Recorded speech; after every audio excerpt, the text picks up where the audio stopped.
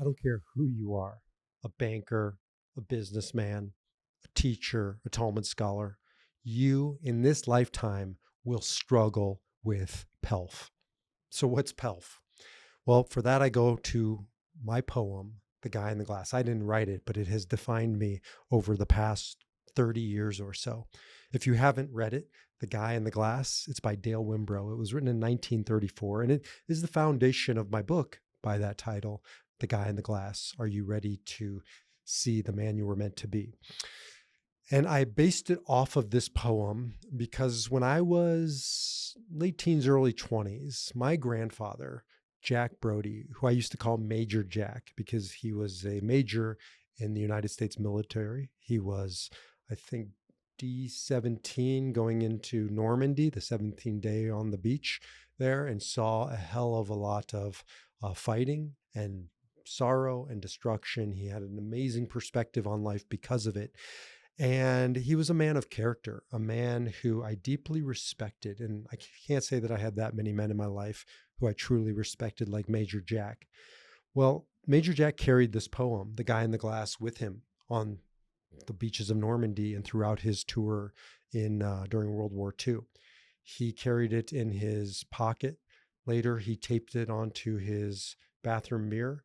And when he died, it was one of the last things I had taken down from his nursing home wall. I'm not going to read the poem, The Guy in the Glass, in its entirety. You can get it on my website. You can just Google The Guy in the Glass. You can buy my book, and it's reprinted in there with permission from the Wimbrow family. And I wouldn't have known what I'm about to share with you if it weren't for talking with the Wimbrow family, particularly his, I believe, great nephew, Peter Wimbrow. I didn't know the context of this poem, but it has been changed over time. Unfortunately, it's never right to change an artist's words, and especially when it changes the meaning of the poem. I'm going to read for you the first line, and I'm going to read for you it in the original. Probably you're not going to find out there in most reprints of this poem. But here's the original, The Guy in the Glass by Dale Wimbrow, 1934. This is just the first stanza. When you get what you want in your struggle for PELF, and the world makes you king for a day, then go to the mirror and look at yourself and see what that guy has to say. Again, an amazing poem. Keep reading it. But for time's sake, and because I've shared it in its entirety before, I'll just limit it to that. And you probably heard me say, overpronounce the word PELF. It's not a mispronunciation. It's not a misspelling. A lot of people have changed it. And I'd say the vast majority of reprints say, when you get what you want in your struggle for self. Originally, I just thought that that's what it meant. I hadn't seen it reprinted as PELF. And again, it looks like a mistake. It's not a mistake. And one of the things the Wimbrow family asked me to do in reprinting this in my book was to include the original, which I did. And also with, thank you, Peter, your explanation of why that's such an important word and why it relates to you out there listening to it. Because it's not when you get what you want in your struggle for self. Dale Wimbrow wrote this poem as a response to a question posed in a newspaper back in the 1930s, 1934. It was, I forgot the name, it was a famous magazine. It was, the editor of it was the famous H.L. Mencken. H.L. Mencken published this, or was the editor of this. And again, I forgot what it is, which publication, but it was a question that a young man, I think he was in his 20s, posed to the magazine, obviously way before the advent of the internet and, getting quick responses to our questions, putting it out there. This was a question that was submitted. It was reprinted in the next edition of the magazine. And it was all about a young man who was struggling with PELF. So what is PELF? Again, PELF makes all the difference. PELF, you know this word, even if it's an ancient English word, an old archaic English word, it's the same root as pilfer, right? So PELF and pilfer, it's ill-gotten gains. So PELF is what this young man was struggling with. He was in his 20s and he had a financial, moral dilemma. I don't know what the context was. It doesn't matter. He was struggling with PELF, with money that he felt was tainted, was ill-gotten, was pilfered. And so he wrote this question into the magazine, and the next reprint, the magazine asked for responses to this young man's question of what should he do in this circumstance when he was struggling with financial ill-gotten gains that he just was not comfortable with. And the response was Dale Wimbrow's The Guy in the Glass. When you get what you want in your struggle for PELF, and the world makes you king for a day, then go to the mirror and look at yourself and see what that guy has to say. And this is a poem for every man. I don't care how much money you have or don't have. I don't care what you do for a living. There isn't a man alive since the beginning of time that hasn't at some point or many points struggled with PELF. PELF is at the heart of what I was struggling with. And I didn't even know I was struggling with back in my late teens, early 20s. I had set out to become a motivational speaker. Now, if you asked me at the time, motivate people to do what? I couldn't tell you. I just wanted to motivate them. And it was very much influenced by Tony Robbins. And Tony Robbins, at least back then, I really haven't paid attention to Tony in the past few decades. I think he's evolved like we all do, hopefully. And he's gone much deeper. But his original teachings when he was in his 20s, and I used to walk around with them on my head back in the day when we had the Walkman and my cassette, I had unlimited power. It was something like 24 tapes, and I played those tapes over and over. If you don't know what a tape is, you've just placed yourself in a different generation. But it was the precursor, of course, to what we listen to now on Spotify. And I would just listen to them, and then you flip it over and listen again and flip it over. I would walk around all day, every day, because I wanted PELF. I wanted money, not just money, but power, unlimited power. The power that I perceived came with the money, that came with the success, with the fame. And I was really into my image. I had just come out of my bodybuilding days. I was a fashion model. I was very much ego and outward self-focused. And I went off to New York City. I'd grown up in the Midwest, Nebraska, Kansas. I was no longer in Kansas. I was in New York City, and I was working for a health club company. I think it was called Profile Fitness. And I was going into corporate settings and really just pitching them on corporate health club memberships. We'd like to dress it up in something fancier, but that's all it was. And I just remember dressing to impress. And I remember making more money than I had ever known. And I remember one day I was walking down the streets of New York. I looked into, ironically, a reflection of glass. I think it was on Fifth Avenue. No, it wasn't. It was at the Empire State Building, which I guess is 34th and I forget. You'll tell me 3rd, maybe. Anyways, I saw myself in the reflection, and I had this briefcase, and I had this fancy suit that I probably couldn't afford, and I was acting the part, playing the part. And I remember the poem that my grandfather had relatively recently given me. Maybe it was upon graduation. I think graduation of college or somewhere around there. And I realized why he had given it to me, because I was struggling for PELF, with PELF, in PELF, losing myself in the pursuit of PELF, in the pursuit of not just money, but money as an end. There's nothing wrong with money. Money is amoral. It's not good. It's not bad. Material possessions, they're necessary. But to what end? Have you ever thought about it? That's why money is called a means, not an end.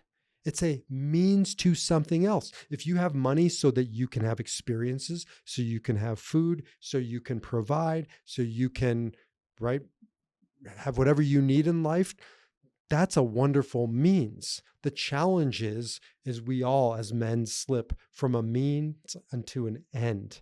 It's not called an end, but that's how we treat it. We want money for money's sake. By the way, another word for money, currency, as in electrical currents. It's a process. It's to get us from A to Z. It's not to hang out at one place station and just start accumulating and hoarding. I call this, and I write about it in the book, the decimal chase. Every guy I know, most guys I know, there's exceptions to the rule, but most of us, we get caught up in the decimal chase. And that is what it sounds like. We want to move the decimal one more point. When I was in college, I could only have dreamed of making 5 figures, and well into the 5 figures. And then it became 6 figures, and then it became 7 figures, and then it became more than 7 figures, and it never ends. I'm a coach. I'm a logotherapist. I help men find meaning and purpose in life. You know how many guys I've sat with who tell me just one more decimal? If they could just move it a little bit further, then they'll be happy. Then they'll have what they need. Then they can retire. Then they can quit their job. Then they can change professions. It is bullshit. When you get what you want in your struggle for PELF, right? It will never end. You will constantly be struggling if it's about PELF, if it's about money or material possessions or power as a end unto itself. If it's a means to do something important and good, sei gesund, as we say in Yiddish, go forward and be healthy. But we delude ourselves. As men, we rationalize over and over and over. You know how many guys say to me, they just need a little more when they have needs that are unfulfilled? No, they don't. They have wants that are unfulfilled. I don't know very many guys who don't get their basic needs met. In fact, I don't know anybody who doesn't get their basic needs met. I know that there are homeless people. I know that there are people who go without, but don't give me the bullshit. That ain't you. If you're watching this on YouTube or wherever you are, come on. We have to start distinguishing between needs and wants. But I just got to provide more for my family. Do you? Or is providing more actually doing a disservice because we've lost the ability to distinguish this is a need and this is a want? I am not saying don't have wants, and I'm not saying don't provide for them. I do. I have lots of wants on my being right now. My new Apple computer was a want. It wasn't a need. And so I live in the real world, and there is a struggle. But when it starts to become PELF, when it starts to feel like ill-gotten gains, when it starts to feel like it's become an end unto itself, we must stop. We must go to the guy in the glass and see what he has to say. And no more rationalization. And we can rationalize anything. Teacher of mine, Dennis Prager, had a radio talk show. Still does, but he's not doing well. I send you my love and prayers, Dennis. You're an important teacher in my life. He had this one call-in show episode where he said, call in and tell me why it's justified to take things from hotel rooms. And I was blown away. The things that people said, they took the towels from the Holiday Inn that used to say Holiday Inn on them because they were advertising when they went down to the beach and it was good for the Holiday Inn. Or, oh, don't worry, the clock radio was built into the cost. They factor in those things that you take with you from the hotel room. There was these crazy rationalizations, but the point was driven home to me. Human beings, men, can rationalize anything. What I tell guys is, I do believe in hell. Unequivocally, absolutely. I just don't believe it's in the afterlife, and I don't believe it's the devil and pitchfork. You know what hell is? When you go to the guy in the glass and you believe your own bullshit. That's hell. When a guy sits with me and he's bullshitting me, I will tell him point blank, I don't give a shit if you're lying to me.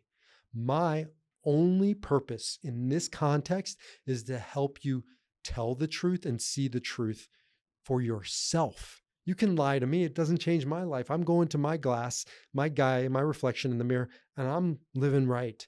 You got to go to yours. And if you can't go to that guy in the glass and look him in the eyes and be honest, if you start rationalizing, if you start duping that guy, you are on the slippery slope to hell.